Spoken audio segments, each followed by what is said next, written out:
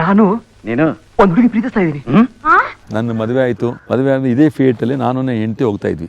ನನಗೆ ಈ ಬಲಗೈಯಲ್ಲಿ ಗ್ಲಾಸು, ಎಡಗೈಯಲ್ಲಿ ಸ್ಟೈರಿಂಗು. ಮಡ್ರಾಸ್ ಹೋಗ್ಲಿ, ಬೆಳಗಾಂ ಹೋಗ್ಲಿ, ಎಲ್ಲೇ ಹೋದ್ರು ನೀವೇ ಡ್ರೈವರು? ನಾನೇ ಡ್ರೈವರ್, ನಾನೇ ಡ್ರಿಂಕರು, ನಾನೇ ಎಲ್ಲ. ಒಳ್ಳೆ ಊಟ, ಬೆಳಗಿನ ಕೈಮಾ, ತಲೆ ಮಾಂಸ, ಪಾಯ.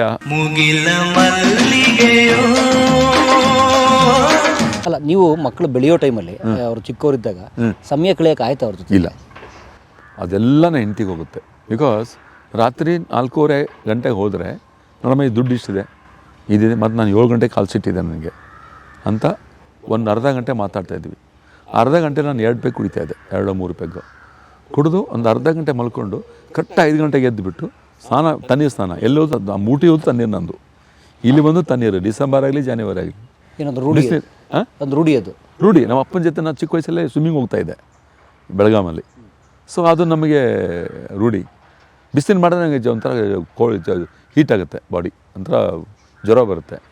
ಸೊ ಹೆಂಡ್ತಿನೇ ಎಲ್ಲ ಮಕ್ಕಳಿಗೆ, ಎಜುಕೇಷನಿಂದ ಹಿಡಿದೆಲ್ಲ. ಭಾನುವಾರ ಫ್ರೀ ಇದ್ದರೆ ಅವಳು ಒಳ್ಳೆ ಅಡುಗೆ ಮಾಡಬೇಕು, ನನಗಿರೋ ಫ್ರೆಂಡ್ಸ್ ಕರೆಸೋದು. ಮನೆಯಲ್ಲೇ ಬಾರ್ ಇದೆ, ಅಲ್ಲೇ ಬಾರಲ್ಲಿ ನಾನ್ ವೆಜ್ಜು ಎಲ್ಲ ಏನು ಬೇಕೋ ವೆಜ್ಜು ನಾನ್ ವೆಜ್ ಎಲ್ಲ ಮಾಡಿಸಿ ಅಲ್ಲಿ ಊಟ ಮಾಡೋದು. ನನ್ನ ಹೆಂಡತಿ ಏನು ಮಾಡಿಲ್ಲ ಅಂದರೆ, ನಾನು 5 ಸ್ಟಾರ್ ಹೋಟ್ಲಲ್ಲೂ ಕೂತ್ಕೊಳ್ತಾ ಇದ್ದೆ ಕುಡಿಯೋಕ್ಕೆ. ವೀಕೆಂಡ್ಸು ಶೂಟಿಂಗ್ ಮುಗಿದ ಮೇಲೆ ಹಂಗಿಲ್ಲ. ಅವಳು ನೋಡಿದ್ಲು ನನ್ನ ಯಜಮಾನ ನನ್ನ ಮನೆಯಲ್ಲೇ ನನ್ನ ಜೊತೆಲಿ ಟೈಮ್ ಪಾಸ್ ಮಾಡಲಿ ಅಂತ. ಮನೆಯಲ್ಲೇ ಮೇಲುಗಡೆ ಒಂದು 5 ಸ್ಟಾರ್ ಹೋಟ್ಲು ಬಾರ್ ಹೆಂಗಿರುತ್ತೆ ಆ ಥರ ಕಟ್ಸಿಕೊಟ್ಲು ಮಡ್ರಾಸಲ್ಲಿ. ಎಲ್ಲ ಅಲ್ಲಿ ಏನೇನು ಬೇಕೆಲ್ಲ ಅದರಲ್ಲಿದೆ. ಅದರಲ್ಲಿ ಕಟ್ಸಿಕೊಟ್ಲು ನನಗೆ. ಯಾರೇ ಮಾಡ್ತಾರೆ ಹೆಂಡ್ತಿ ಇದನ್ನು. ಸೊ ಕಟ್ಸ್ಕೊಟ್ಟ ಮೇಲೆ ನಾನು ಕೇಳಿದೆ, ಇದೆಲ್ಲ ಯಾಕಮ್ಮ ನಿನಗೆ ಇಷ್ಟ ಆಗಲ್ವ? ನಾನು ನೀವು ಅಲ್ಲಿ ಕುಡಿಯೋದು ನಮಗೆ ಇಷ್ಟ ಇಲ್ಲ, ನನ್ನ ಮುಂದೆನೇ ಕೂತ್ಕೊಂಡು ಕುಡೀರಿ, ಇಲ್ಲೇ ಕೂತ್ಕೊಳ್ಳಿ, ನಿಮ್ಮ ಫ್ರೆಂಡ್ಸ್ ಬಗ್ಗೆ ಇಲ್ಲೇ ಬರೋಕ್ಕೆ ಕೇಳಿ. ಭಾನುವಾರ ನೀವು ಫ್ರೀ ಇರ್ತಾರೆ, ಯಾರೋ ಡೈರೆಕ್ಟ್ರು, ಪ್ರೊಡ್ಯೂಸರು, ಆರ್ಟಿಸ್ಟು ಯಾರೋ ಬರ್ತಾರೆ, ಕುಡಿತಾರೆ. ರಘುವರನ್ ಬರೋಣ ನನ್ನ ಫ್ರೆಂಡ್ ಜಾಸ್ತಿ ಅಂದರೆ ರಘುವರನ್ ಭಾಷಾ ಕುಡಿಗೆ ಬರೋನು ನನ್ನ ಜೊತೆಯಲ್ಲಿ. ತುಂಬ ಕ್ಲೋಸ್ ಫ್ರೆಂಡ್ ನನಗೆ ರಘುವನು, ರಜನಿ ಸರ್ ಎಲ್ಲ ತುಂಬ ಕ್ಲೋಸ್. ಅಂದರೆ ಒಂಥರ ಮನೆ, ಒಂದು ಫ್ಯಾಮಿಲಿ ಇದ್ದಂಗೆ ನಾವೆಲ್ಲ. ಈಗಲೂ ನನಗೇನೋ ಬೇಜಾರಾಗ್ಬಿಟ್ರೆ ಟಕ್ ಅಂತ ಫೋನ್ ಮಾಡ್ತೀನಿ ರಜನಿ ಸರ್ಗೆ. ಸುಬ್ಬಯ್ಯ ಅಂತ ಅವ್ರ ಮ್ಯಾನೇಜರ್ ಇದ್ದಾರೆ, ಫೋನ್ ಮಾಡ್ತೀನಿ, ಸುಬ್ಬಯ್ಯ ಅಣ್ಣ. ಅವ್ರು ಕೇಳ್ತಾರೆ ಯಾರು ಅಂತ. ಚರಣ್ ರಾಜ್ ಕೊಡು ಅಂತ. ಎಲ್ಲಿದೆಯಾ? ಏನು ಅಣ್ಣ, ಇಲ್ಲಿ ಬೆಂಗಳೂರಲ್ಲಿದೆಯಣ್ಣ. ಹೌದಾ, ಆರಾಮಾಗಿದೆಯಾ? ಚೆನ್ನಾಗಿದೆಯಾ? ಏನು ಹೆಲ್ಪ್? ಇಲ್ಲಣ್ಣ, ಚೆನ್ನಾಗಿದೆ ಅಣ್ಣ, ಸಾಕು. ಅದು ಕೇಳೋಕ್ಕೆ ಫೋನ್ ಮಾಡಿದೆ. ಸಂತೋಷ ಅಣ್ಣ, ಸಾಕು. ಮೊನ್ನೆ ಅಣ್ಣ ಅವ್ರಿಗೆ ಅವರು ರಜನಿಕಾಂತ್ ಅವ್ರ ಅಣ್ಣ ಅವರಿಗೆ ಸ್ವಲ್ಪ ಹಾರ್ಟ್ ಪ್ರಾಬ್ಲಮ್ ಆಗಿತ್ತು, ಅಲ್ಲೂ ಫೋನ್ ಮಾಡಿ ಮಾತಾಡಿದೆ. ಸೊ ಆ ಥರ ಫ್ಯಾಮ್ಲಿ ಇದೆ. ಮೇಡಮ್ ಈಗ ಜಗಳ ಕುಡಿಯೋದು ಬಿಡು. ಇಲ್ಲ ಇದೇನು ಮಾಡ್ತೀಯಾ? ಇಲ್ಲ, ನನ್ನ ಮದುವೆ ಆಯಿತು. ಮದುವೆ ಆದ ಇದೇ ಫಿಯೇಟಲ್ಲಿ ನಾನು ಹೆಂಡತಿ ಹೋಗ್ತಾ ಇದ್ವಿ. ನನಗೆ ಈ ಬಲಗೈಯಲ್ಲಿ ಗ್ಲಾಸು, ಎಡಗೈಯಲ್ಲಿ ಸ್ಟೈರಿಂಗು. ಇದು ಬಾಟ್ಲು ಗ್ಲಾಸ್, ಡ್ರಿಂಕ್ಸ್ ಗ್ಲಾಸು ಹೆಂಡತಿ ಪಕ್ಕದಲ್ಲಿ. ನಾವಿಬ್ಬರು ಹೋಗ್ತು. ನಾಯಿ, 2 ನಾಯಿ ಹಿಂದ್ಗಡೆ. ಹೊಸ ಮದುವೆ ಗಂಡು, ಇನ್ನೂ ಮಕ್ಕಳಾಗಿಲ್ಲ. ಒಂದಿನ ಆಯ್ತು ಅಂದರೆ ಅವ್ರ ಅಣ್ಣ ಬಂದ, ರಾಜು ಅಂತೇಳಿ. ನಮ್ಮ ಭಾವ.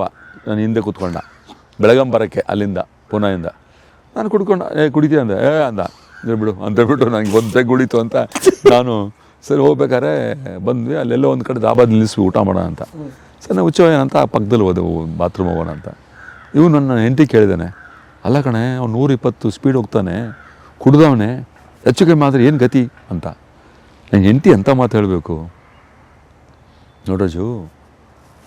ಅವ್ರ ಪಕ್ಕದಲ್ಲಿದ್ದೀನಿ ನಾನು, ಅವ್ರಿಗೇನಾದ್ರು ಆದರೆ ನನಗೂ ಆಗುತ್ತೆ. ಸೊ ಅವ್ರು ಸಂತೋಷ ಪಡ್ತಾರಲ್ಲ, ಅದೇ ಸಾಕು ನನಗೆ.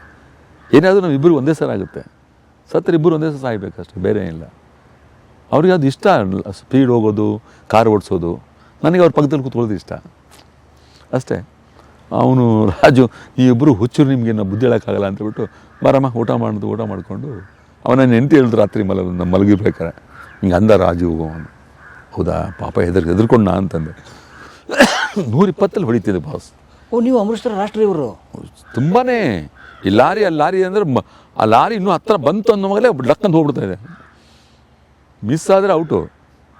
ನನ್ನ ಹೆಂಡತಿ ಏನಿಲ್ಲ, ನಾನು ಈ ತೋಳು ಇಟ್ಕೊಂಡ್ಬಿಟ್ಟು ಕುಂತ್ಕೊಂಡ್ಬಿಡೋಳು, ನೀನೇನಾರು ಮಾಡ್ಕೊಳ ಅಂತ ಹೇಳ್ಬಿಟ್ಟು ಹಾಗೆ ಮಲಗಿಬಿಡೋಳು. ನಾನು ಪೆಗ್ ಹಾಕ್ಕೊಂಡು ಒಳ್ಳೆ ಮುಖೇಶ್ ಹಾಡಾಡ್ಕೊಂಡು ಪೆಗ್ ಹಾಕ್ಕೊಂಡು ಬರ್ತಾಯಿದ್ದೆ. ಇದು ಡಿ ಬಂದ ಮೇಲೆ ನಾನು ಕುಡಿದೇ ಗಾಡಿ ಓಡಿಸ್ತಾ ಇದ್ದೀನಿ. ಮೊದಲೆಲ್ಲ ಡ್ರಿಂಕ್ಸು ನಮ್ಮ ನಾಯಿ, ಇಲ್ಲ ನನ್ನ ಹೆಂಡತಿ. ಇಲ್ಲಿಂದ ಮಡ್ರಾಸ್ ಹೋಗಲಿ, ಬೆಳಗಾಂ ಹೋಗಲಿ, ಎಲ್ಲೇ ಹೋದರೂ ನೀವೇ ಡ್ರೈವರು? ನಾನೇ ಡ್ರೈವರ್, ನಾನೇ ಡ್ರಿಂಕರು, ನಾನೇ ಎಲ್ಲ.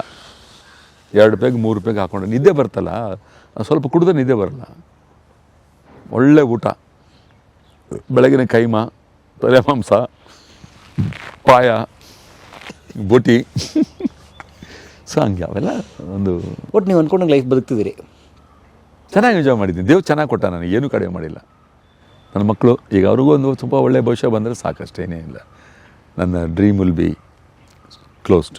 ಅದೇ life will be full. Yes, ನಲ್ಲಿ ಲೈಫ್ ಫುಲ್. ಹೌದು. ಬಟ್ ಇವತ್ತಿಗೂ ಆ್ಯಕ್ಟಿಂಗ್ ಮಾಡೋದು ಅನಿಸಿಲ್ಲ? ಇಲ್ಲ, ಈಗಲೂ ಎಲ್ಲ ಭಾಷೆಯಲ್ಲಿ ಮಾಡ್ತಾಯಿದ್ದೀನಿ. ತೆಲುಗು ಒಂದು 2 ಇದೆ, ಈಗ ಕನ್ನಡದಲ್ಲಿ ಒಂದು 2 ಮಾಡ್ತಾಯಿದ್ದೀನಿ, ತಮಿಳಲ್ಲಿ ವೆಬ್ ಸೀರೀಸ್ ಮಾಡ್ತಾಯಿದ್ದೀನಿ, ತಮಿಳಲ್ಲಿ ಒಂದು 2 ಪಿಕ್ಚರ್ ಮಾಡ್ತಾಯಿದ್ದೀನಿ, ಲೋಕೇಶ್ ಕನಕರಾಜ್ ಅವ್ರ ಪಿಕ್ಚರ್ ಮಾಡ್ತಾಯಿದ್ದೀನಿ, ಈಗ ಮಲಯಾಳಂ ಪಿಕ್ಚರ್ ಒಂದು ಮಾಡ್ತಾಯಿದ್ದೀನಿ. ಸೊ ಈ ನಡೀತಾ ಇದೆ, ಅಲ್ಲಲ್ಲಿ ತುಕಡ ಥರ ಹೋಗ್ತಾಯಿದ್ದೀನಿ. ಏನಿಲ್ಲ, ಕೈಲಿ 10 ಪಿಕ್ಚರ್ ಇದೆ. 10 ಪಿಕ್ಚರ್ ಇದೆ. ತಿಂಗಳಲ್ಲಿ ನನಗೆ 10-12 ದಿನ ಶೂಟಿಂಗ್ ಇರುತ್ತೆ. ಎಲ್ಲ ಕಡೆ ಲ್ಯಾಂಡ್ ಮಾಡ್ಕೊಂಡ್ಬಿಟ್ಟಿದ್ದೀನಿ. ಮಡ್ರಾಸಲ್ಲಿ ಲ್ಯಾಂಡ್ ಇದೆ, ಮಹಾಬಲಿಪುರಂ ಲ್ಯಾಂಡು, ಎಲ್ಲ ಕಡೆ ಲ್ಯಾಂಡಲ್ಲಿ ಹೋಗ್ಬಿಡ್ತೀನಿ. ಇದೇ ಥರ ಅಲ್ಲ, ಅದೇ ಥರ ನನ್ನ ಹೆಂಡತಿ ನಾನು ಹೋಗ್ಬಿಡ್ತೀವಿ. ಅಲ್ಲಿ ಒಳ್ಳೆ ನಾಯಿಗಳು, ಹಸುಗಳು ಅವೆಲ್ಲ ಸಾಕೊಂಡಿದ್ದೀನಿ. ಈಗ ನಮಗೆ ಕತೆ ಬೇರೆ ಬರುತ್ತೆ, ಈಗ ರಂಗಣ್ಣ ಹೇಳಿದ್ದಾರೆ. ಸೊ ಆ ಥರ ಒಂದು ಹುಡುಗಿನ ಇಷ್ಟಪಟ್ಟ ಮೇಲೆ ಆ ವಿಷಯನ ದೊಡ್ಡವ್ರು ತಿಳಿಸ್ಬೇಕಿತ್ತು. ನಾನೇ ನಿಮ್ಮ ಮನೆಗೆ ಬಂದು ಹೆಣ್ಣು ಕೇಳ್ತಾ ಇದ್ದೆ. ಎಂಜಾಯ್ ಮಾಡ್ಬೇಕು ಸರ್, ಅಷ್ಟೇ, ಬೇರೆ ಇಲ್ಲ. ಎಂಜಾಯ್ ಮಾಡ್ಬೇಕಂದ್ರೆ ಇನ್ನೊಬ್ಬರು ಆಸ್ತಿ ಮೇಲೆ ಹೊಡೆದ್ಬಿಟ್ಟು ತಾವು ಇನ್ನೊಬ್ಬನ ತಲೆ ಹೊಡೆದು ಮಾಡೋದಲ್ಲ, ಅದೆಲ್ಲ ಎಂಜಾಯ್. ನೀವು ಕಷ್ಟಪಡಿ, ನಿಮ್ಮ ದುಡ್ಡಲ್ಲಿ ಎಂಜಾಯ್ ಮಾಡಿ. ನನ್ನ ಹೆಂಡತಿ ಆಗಲಿ, ನಮ್ಮ ತಾಯಿ ಆಗಲಿ, ನಮ್ಮ ಅಪ್ಪ ಆಗಲಿ ಅದೇ ಅಂತಾರೆ, ಅವ್ನು ಸಂಪಾದನೆ ಮಾಡೋಣ, ಅವ್ನು ಕುಡಿತಾವನೆ. ನಾನೇನು ಹೇಳಲೆ ಅವನಿಗೆ? ಅವ್ನು ಕುಡಿದ್ರೆ ಯಾವ ತಪ್ಪು ಮಾಡಿಲ್ಲ. ಅವನಿಗೆ ಹೆಂಡತಿ ಯಾರು ಗೊತ್ತು, ತಂಗಿ ಯಾರು ಗೊತ್ತು, ಎಷ್ಟೇ ಕುಡಿದ್ರು. ಇನ್ನು ಅವನಿಗೆ ಏನಂತ ಹೇಳಲಿ? ಅವನಿಗೆ ಬಂದೆಲ್ಲರೂ ನಮ್ಮೆಲ್ಲರೂ ಕಾಲು ನಮಸ್ಕಾರ ಮಾಡ್ತಾನೆ, ನಮ್ಮ ಮರ್ಯಾದೆ ಕೊಡ್ತಾನೆ, ನಮ್ಗೆ ಇಷ್ಟೊಂದು ಆಸ್ತಿ ಮಾಡಿಕೊಟ್ಟಿದ್ದಾನೆ. ಅಪ್ಪ ಅಮ್ಮ ಅಷ್ಟೇ ಅಲ್ಲ ಸರ್, ಅದೇ ಅಲ್ಲ ಕೇಳೋದು. ಚಿನ್ನ ಬೆಳ್ಳಿ ಬಂಗಾರ ನಮಗೇನು ಕಡಿಮೆ ಮಾಡಿಲ್ಲ.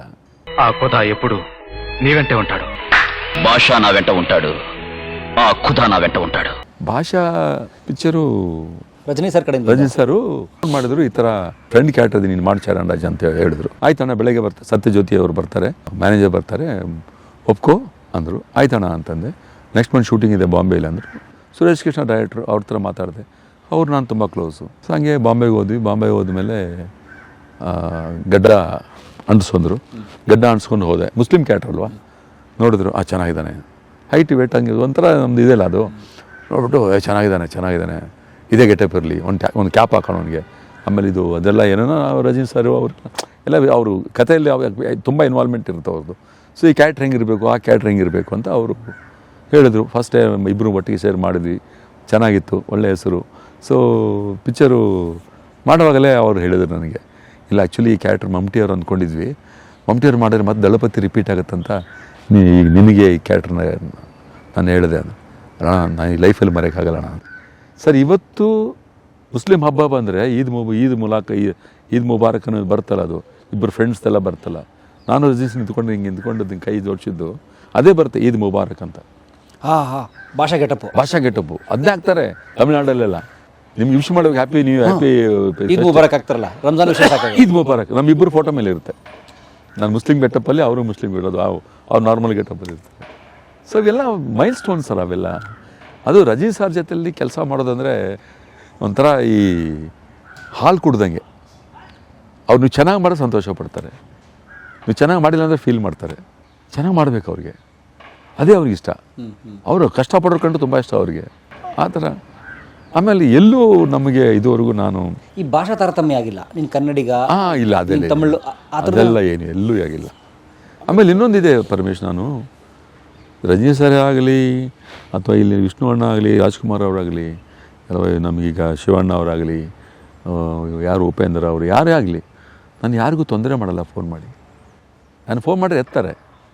ಕೆಲಸ ಇದ್ದರೆ ಮಾತ್ರ. ಕೆಲಸ ಅಂದರೆ 2 ನಿಮಿಷ ನಿಮ್ಮ ಮನೆಗೆ ಬರಬೇಕು, 2 ನಿಮಿಷ ಮಾತಾಡಬೇಕು. ಬರಲ್ಲ, ನೀನು ನಾಳೆ ಬೇಡ ನಾಡಿದ್ದು ಬಾ. ಯಾರೇ ರಜನಿಕಾಂತ್ ಅವರಾಗಿರಲಿ ಅಥವಾ ವಿಷ್ಣುವರ್ಧನ್ ಅವರಾಗಿರಲಿ, ಯಾರೇ ಆಗಲಿ, ಅವ್ರು ಹೇಳ್ದಾಗ ಹೋಗ್ತೀನಿ, 2 ನಿಮಿಷ ಮಾತಾಡ್ತೀನಿ, ಏನೋ ಒಂದು ಮಾತಾಡ್ತೀನಿ ಅಷ್ಟೇ, ಮುಗಿದು. ಬಟ್ ಹೆಲ್ಪ್ಗೋಸ್ಕರ ಹೋಗಲ್ಲ, ಅವ್ರು ಹೇಳ್ಕೊಂಡು ಹೋಗಲ್ಲ, ತೊಂದರೆ ಮಾಡೋಕ್ಕೆ ಹೋಗಲ್ಲ ಅವ್ರ ಹತ್ರ ನಾನು. ಯಾಕೆಂದರೆ ಅವ್ರು ಯಾವುದೋ ಒಂದು ಕೆಲಸದಲ್ಲಿ ಬ್ಯುಸಿ ಇರ್ತಾರೆ. ಈ ಚರಣ ತಕ್ಷಣ ಒಂದು 5 ನಿಮಿಷ 10 ನಿಮಿಷ ಸರಿ ಬರಲಿ ಬಿಡು, ಒಂದು ಕಾಫಿ ಕೊಡೋಣ, ಟೀ ಕೊಡೋಣ ಅಂತ ಇರುತ್ತೆ. ಅವ್ರು ಡಿಸ್ಟರ್ಬ್ ಮಾಡ್ದಂಗೆ ಆಗುತ್ತೆ. ನಾನು ಇನ್ನೂ ಎಷ್ಟೋ ಹೀರೋಗಳ ಮನೆ ನೋಡಿಲ್ಲ. ವಿಷ್ಣುವಣ್ಣ ಮನೆ ಹೇಗಿದೆ ಗೊತ್ತಿಲ್ಲ ನನಗೆ.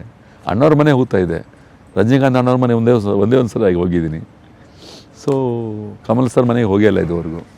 ಸೊ ಆ ಒಂದು ಡಿಸ್ಟೆನ್ಸ್ ಅಥವಾ ಒಂದು ನಿಮ್ಮ ಪ್ರೈವೇಟ್ ಸ್ಪೇಸ್ ಒಂದು ಇದ್ದೇ ಇದೆ. ಅಂದರೆ ತೀರಾ ಕ್ಲೋಸ್ ಅನ್ನೋ ಕಾರಣಕ್ಕೆ ಹೋಗಿ ಅಲ್ಲೇ ಬಿದ್ದುಬಿಡೋದು ಅದೆಲ್ಲ. ಓಕೆ. ಬಟ್ ಏರ್ಪೋರ್ಟಲ್ಲಿ ಮೀಟ್ ಮಾಡಲಿ, ಶೂಟಿಂಗಲ್ಲಿ ಮೀಟ್ ಮಾಡಲಿ, ಮತ್ತೆ ಬಾಯ್ ಮತ್ತೆ ಇಬ್ಬರು ಅಣ್ಣ ತಮ್ಮ ಇದ್ದಂಗೆ ಇರ್ತೀವಿ. ಏನೋ ಹಂಗಿದೆಯಾ, ಹಂಗೆ ಅವರು ನಾವು ಮಾತಾಡ್ತೀವಿ, ಅಷ್ಟೇ ಮತ್ತೆ ಅಲ್ಲೇ ಮುಗೀತು. ಅದನ್ನ ಆಚೆ ಕಡೆ ನಿಮ್ಮ ಥರ ಸ್ನೇಹಿತರು ಜಾಸ್ತಿ ನನಗೆ. ಸರ್ ನೋಡಿ, ನೀವು 2.5 ವರ್ಷ ಓಡಿರೋ ಸಿನಿಮಾ 100 ಡೇಸ್ ಲೆಕ್ಕಕ್ಕಿಲ್ಲ. ಈಗ ಸಿನಿಮಾಗಳು ಒದ್ದಾಡ್ತಿದ್ದಾವಲ್ಲ ಸರ್, ಇನ್ ಎವ್ರಿ ಲ್ಯಾಂಗ್ವೇಜ್ ಒದ್ದಾಡ್ತಿದ್ದಾವಲ್ಲ. ಏನು ಜನ OTT ಬಂದಮೇಲೆ ಚೇಂಜ್ ಆದ್ರ? OTT ಅಲ್ಲ ಸರ್, ಈಗ ಸಿನಿಮಾ ಮೇಲೆ ಅದು ಒಂದು ಪರ್ಫೆಕ್ಷನ್ ಹೋಗ್ಬಿಟ್ಟಿದೆ. ಪರ್ಫೆಕ್ಷನ್ ಅಂದರೆ ಏನು ಹೇಳ್ತೀವಿ ಅಂದರೆ, ಅವಾಗೆಲ್ಲ ನಮ್ಮ ಭಾರ್ಗವ್ ಅವರಾಗಲಿ, ಎಸ್ ನಾರಾಯಣ ಅವರಾಗಲಿ, ಹಳೆ ಡೈರೆಕ್ಟರ್ ಬಗ್ಗೆ ಹೇಳ್ತಾಯಿದ್ದೆ ನಾನು. ಅಥವಾ ಸಿದ್ಧಲಿಂಗಣ್ಣವರಾಗಲಿ, ಪುಟ್ಟಣ್ಣವರಾಗಲಿ, ಅವರು 20 ವರ್ಷ 30 ವರ್ಷ ಕೆಲಸ ಮಾಡಿದ್ದಾರೆ ಒಬ್ಬ ಡೈರೆಕ್ಟರ್ ಹತ್ರ ಅಸಿಸ್ಟೆಂಟ್ಸ್ಗಳಾಗಿ. ಹೌದು. ಈಗ ಕ್ಲ್ಯಾಪ್ ಹೊಡಿಬೇಕಾದ್ರೆ ನೋಡ್ತಾನೆ ఇప్పుడు ಯಾವನೋ ಪ್ರೊಡ್ಯೂಸರ್, ಅವ್ನಿಗೇನು ವೀಕ್ ಪಾಯಿಂಟ್ ಇದೆ, ಅವನಿಗೆ ಹುಡುಗಿನಾ, ಡ್ರಿಂಕ್ಸಾ, ಸಿಗರೇಟಾ ರೆಡಿ ಮಾಡೋ ಅಂತಾನೆ. ಇವನಿಗೆ ಕ್ಲ್ಯಾಪೇ ಹೊಡೆಯೋಕ್ಕೆ ಬರಲ್ಲ, ನಂಬರ್ ಹೇಳೋಕ್ಕೆ ಬರಲ್ಲ ಅವನಿಗೆ. 24/1 TT2 ಅಂತೇನೋ ಇರೋದಿಲ್ಲ, ಹೇಳಬೇಕು, ಅದು ಹೇಳೋಕ್ಕೆ ಬರಲ್ಲ. ಅಷ್ಟರಲ್ಲಿ ನೀವು ಪ್ರೊಡ್ಯೂಸರ್ ತೊಗೊಂಡ್ಬಿಟ್ಟು ನನಗೆ ಫೋನ್ ಮಾಡ್ತಾನೆ, ಅಣ್ಣ ಜನ ಎಲ್ಲಿ ಅಣ್ಣ ಇದೆಯಾ ಅಂತ. ಯಾಕಪ್ಪ, ನಿಮ್ಗೆ ಕಥೆ ಹೇಳಬೇಕು ಅಂತ. ಪ್ರೊಡ್ಯೂಸರ್ ಇದ್ದಾರೆ, ನಾನು ಕರ್ಕೊಂಬರ್ತೀನಿ, ನೀನು ಯಾರ ಥರ ಕೆಲಸ ಮಾಡಿ, ಅದೇ ನಿಮ್ಮ ಜೊತೆ ಒಂದು ಪಿಕ್ಚರ್ ಮಾಡೋಣ, ಒಂದು ಅರ್ಧ ಮಾಡಿದಣ್ಣ ಅಷ್ಟೇಣ. ಡೈರೆಕ್ಷನ್ ಗೊತ್ತಿಲ್ಲ ಅವಕ್ಕೆ. ಈ ಥರ ಸಿನಿಮಾಗಳು ಮಾಡಿ ಹಾಳಾಗಿದೆ. ಇನ್ನೊಂದೇನೆಂದರೆ, ದುಡ್ಡಿದ್ರೆ ನನ್ನ ಮಗನೇ ಚೆನ್ನಾಗಿದ್ದಾನೆ, ಅವನೇ ಚೆನ್ನಾಗಿದ್ದಾನೆ, ಇವನು ಚೆನ್ನಾಗಿದೆ ಅಂತ ಕತೆಗಳನ್ನ ಹಾಳು ಮಾಡ್ತಾಯಿದ್ದಾರೆ, ಒಳ್ಳೊಳ್ಳೆ ಕತೆಗಳನ್ನ. ಆಮೇಲೆ ಸಿನಿಮಾ ನನಗನ್ಸುತ್ತೆ, ಈಗ ನಿನ್ನೆ ಯಾರೋ ಒಬ್ಬರು ಹೇಳ್ತಾಯಿದ್ರು, ಈ ಒಂದು ವಾರದಲ್ಲಿ ಸುಮಾರು 25-30 ಪಿಕ್ಚರ್ ರಿಲೀಸ್ ಆಗಿದ್ದಾವಂತೆ, ಒಂದೂ ಓಡಿಲ್ಲ ಕನ್ನಡದಲ್ಲಿ, ಯಾವುದೂ ಓಡಿಲ್ಲ. ಅದಕ್ಕೆ ಈಗ ದೊಡ್ಡ ದೊಡ್ಡ ಸಿನಿಮಾಗಳೇ ಫ್ಲಾಪ್ ಆಗ್ತಾಯಿದ್ದಾವೆ, ಸರಿಯಾಗಿ ಹೋಗ್ತಾ ಇಲ್ಲ. ಯಾವುದೋ ಒಂದು ಕಚ್ಕೊಳ್ಳುತ್ತೆ, ಅದನ್ನು ದೊಡ್ಡ ಮಾಡಿಬಿಡ್ತಾರೆ. ಪ್ರೊಡ್ಯೂಸರ್ ಗೊತ್ತು ಆ ಕಷ್ಟ ಏನಂತೇಳಿ, ದುಡ್ಡು ಎಷ್ಟು ಬಂದಿದೆ ಅಂತ. ಬಟ್ ಹೀರೋ ಮತ್ತು ಡೈರೆಕ್ಟರ್ ಅದನ್ನು ಕ್ಯಾಶ್ ಮಾಡ್ಕೊಂಡ್ಬಿಡ್ತಾರೆ. ದುಡ್ಡು ಬಂತು ಅಂತೇಳಿ. ನೆಕ್ಸ್ಟ್ ಪಿಕ್ಚರ್ ನಾವು ಇಷ್ಟು ಕೇಳೋಣ, ಅಷ್ಟು ಕೇಳೋಣ ಅಂತ, ನಾನು ಇಷ್ಟು ಮಾರ್ಕೆಟ್ ಇದೆ ಅಷ್ಟು ಅಂದರೆ ಮಾಡಿ. ನಿಮ್ಮ ಸಂಬಳ ತೊಗೊಳ್ಳೋದು ತಪ್ಪಂತ ನಾನು ಹೇಳ್ತಾ ಇಲ್ಲ, ಬಟ್ ಪ್ರೊಡ್ಯೂಸರ್ನ ಉಳಿಸಿ ನಾನು ಹೇಳೋದು. ನಿರ್ಮಾಪಕರು ಬೇಕು ಸರ್. ಇಲ್ಲ ಸಿನಿಮಾ ಹೆಂಗೆ ಮಾಡ್ತಾರೆ ಹೇಳಿ ಅಲ್ವಾ? ಟೆಕ್ನಿಷಿಯನ್ ಇರಬೇಕು, ಸಿನಿಮಾ ಇರಬೇಕು. ಸೊ ಅವರೆಲ್ಲ ಇಲ್ಲ ಅಂದರೆ ನಾವು ಏನು ಮಾಡೋಕ್ಕಾಗಲ್ಲ. ಸೊ ಸಿದ್ಧಲಿಂಗಯ್ಯನವ್ರು ನೀವು ಯಾವತ್ತು ಮರೆಯೋಕ್ಕೆ ಚಾನ್ಸೇ ಇಲ್ಲ. ನಾನು ಉಸಿರಿರೋವರೆಗೂ, ನಾನು, ನನ್ನ ಮಕ್ಕಳು, ಹೆಂಡತಿ, ಮೊಮ್ಮಕ್ಕಳೆಲ್ಲ ಅವ್ರ ಫೋಟೋ ಯಾವತ್ತೂ ಇರುತ್ತೆ ನನ್ನ ಮನೇಲಿ. ಮತ್ತು ಸಿದ್ಧಲಿಂಗಯ್ಯ ಜೊತೆ ಮತ್ತೆ 2 ಸಿನಿಮಾ ಮಾಡಿದ್ರಾ? ಪ್ರೇಮ್ ಪರ್ವ ಮಾಡಿದ್ನಲ್ಲ, ಪ್ರೇಮ ಪರ್ವ, ಅದು super hit. Murali bhaiya hero ಮಾಡಿದ್ರು.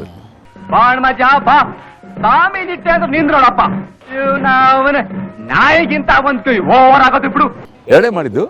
ನಾನು ಬ್ಯುಸಿ ಇದ್ದೆ. ಅವ್ರು ಹೇಳೋರು, ಅಣ್ಣ 5-6 ಪಿಕ್ಚರ್ ಮಾಡ್ತಾರೆ, ನನಗೂ ಕರಿಬಲ್ಲ.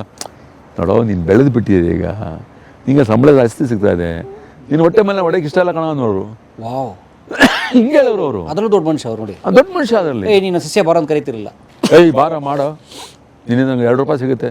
ಸ್ವಾರ್ಥಿ ಅಲ್ಲ ಸರ್ ಅವರು. ಸಿದ್ಧಲಿಂಗಣ್ಣವರು ಒಂಥರ ನಾಗರಾವ್ ಇದ್ದಂಗೆ.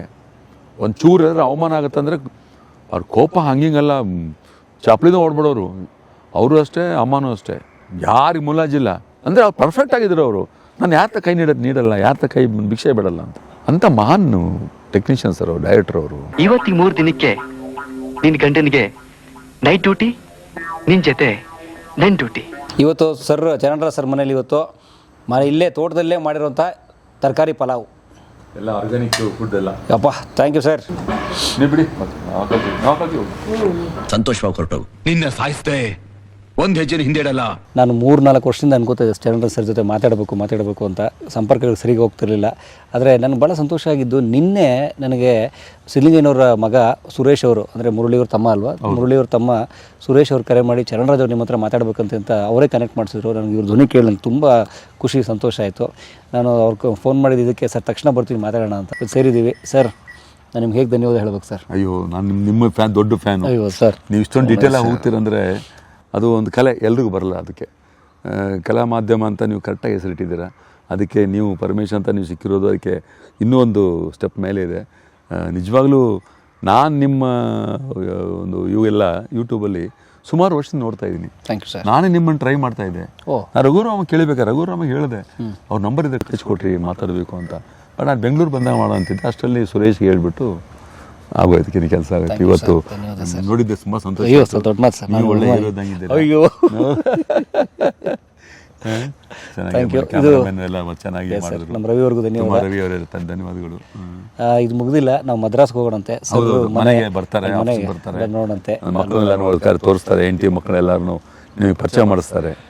ಥ್ಯಾಂಕ್ ಯು, ಧನ್ಯವಾದ, ನಮಸ್ಕಾರ. ಅನುರಾಗದ ಆರಾಧನೆ, ಹೊಸ ಬಾಳಿನ. ದಯವಿಟ್ಟು ಕಲಾ ಮಾಧ್ಯಮನ ಸಬ್ಸ್ಕ್ರೈಬ್ ಮಾಡಿ. ತುಂಬ ಚೆನ್ನಾಗಿರುತ್ತೆ, ಎಂಜಾಯ್ ಮಾಡ್ತೀರಾ. ನಾನಂತೂ ತುಂಬ ಎಂಜಾಯ್ ಮಾಡ್ತೀನಿ. ನೀವು ಎಂಜಾಯ್ ಮಾಡಿ, come on, be happy. Thank you. Video ನೋಡಿದ್ದಕ್ಕೆ ನಿಮಗೆ ತುಂಬ ಧನ್ಯವಾದಗಳು.